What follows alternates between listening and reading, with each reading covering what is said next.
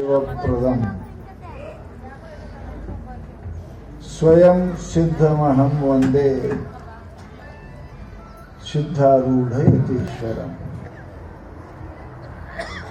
ಪರಮೇಶ್ವರನ ಫಲಾವತಾರಿಗಳು, ಅನಂತ ಕಲ್ಯಾಣ ಗುಣಗಣ ಸಮನ್ವಿತರು, ಭಕ್ತರ ಪಾಲಿನ ಕಾಮಧೇನುವಾದ ಪರಮಗುರು ಸಿದ್ಧಾರೂಢ ಮಹಾಸ್ವಾಮಿಗಳ ಪಾವನ ಚರಣಗಳಿಗೆ ಅನಂತ ಪ್ರಣಾಮಗಳನ್ನು ಸಮರ್ಪಿಸಿ, ಕೃಪಾಪೋಷಿತರು ಮೌನ ಮಹಾಯೋಗಿ ಗುರುನಾಥಾರೂಢ ಮಹಾಸ್ವಾಮಿಗಳ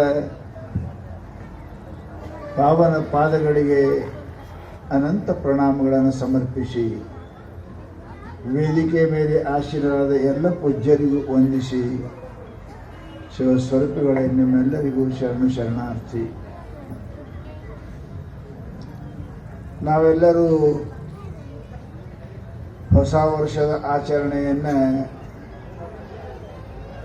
ಹಿಂದೂ ಪದ್ಧತಿಯಿಂದ ಅಲ್ಲ,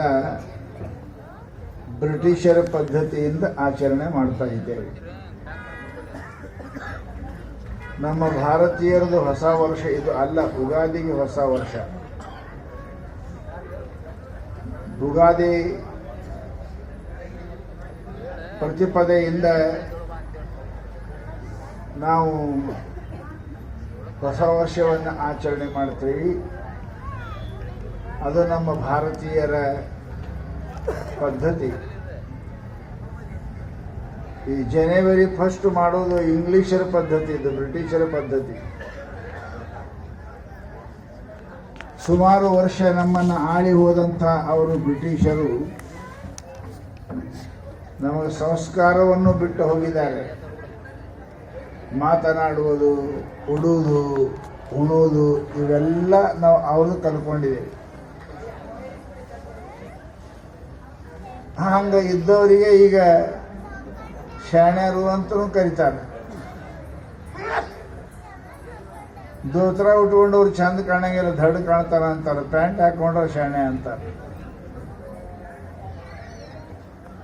ಅದು ಬಂದದ ಅವ್ರ ಪದ್ಧತಿ ಒಳಗೆ ಬಂದೇವಿ ನಾವು. ಆದರೆ ನಮ್ಮ ಹೊಸ ವರ್ಷ ಅಂದ್ರೆ ಯುಗಾದಿ. ಆದರೂ ಆ ಪದ್ಧತಿ ಸಂಸ್ಕಾರ ಸುಮಾರು ವರ್ಷಗಳನ್ನು ನಮ್ಮನ್ನು ಆಳಿದವರು ಬ್ರಿಟಿಷರು, ಅದು ನಮಗೆ ರೂಢಿಯಾಗಿ ಬಿಟ್ಟದ. ಜನವರಿ ಹೊಸ ವರ್ಷ, ಅದು ಯುಗಾದಿ ಇರಲಿ ಜನವರಿ ಇರಲಿ, ಹೊಸ ವರ್ಷ ಅಂತ ಎದಕ್ಕೆ ಆಚರಣೆ ಮಾಡಬೇಕು ಅನ್ನೋದೇ ನಮ್ಗೆ ಗೊತ್ತಿಲ್ಲ. ಹೆಂಗೆ ವ್ಯಾಪಾರಿ ದೀಪಾವಳಿಗೆ ಅಡಾವು ತೆಗಿತಾನೆ ಗೊತ್ತದಿಲ್ಲ ನಿಮಗೆ? ದೀಪಾವಳಿ ತೆಗೆದು ಒಂದು ವರ್ಷಕ್ಕೆ ಎಂಟಾಯಿತು, ಒಂದು ವರ್ಷಕ್ಕೆ ಮುಗೀತು, ಲಾಭ ಎಷ್ಟು ಹಾನಿ ಎಷ್ಟು ಅವತ್ತು. ಹಾಗೆ ನಾವು ಕೂಡ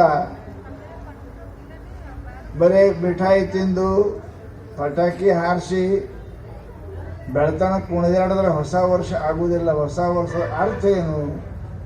ನಿಮ್ಮ ಜೀವನದ ಅಢಾವು ತೆಗಿಬೇಕು. ನಾನು ಒಂದು ವರ್ಷ ಎಷ್ಟು ಪಾಪ ಮಾಡಿದೆ, ಎಷ್ಟು ಪುಣ್ಯ ಮಾಡೀನಿ, ಎಷ್ಟು ದಾನ ಮಾಡೀನಿ, ಎಷ್ಟು ಭಕ್ತಿ ಮಾಡೀನಿ ಅನ್ನೋದು ತೆಗಿಬೇಕು ಕೂತ್ಕೊಂಡು.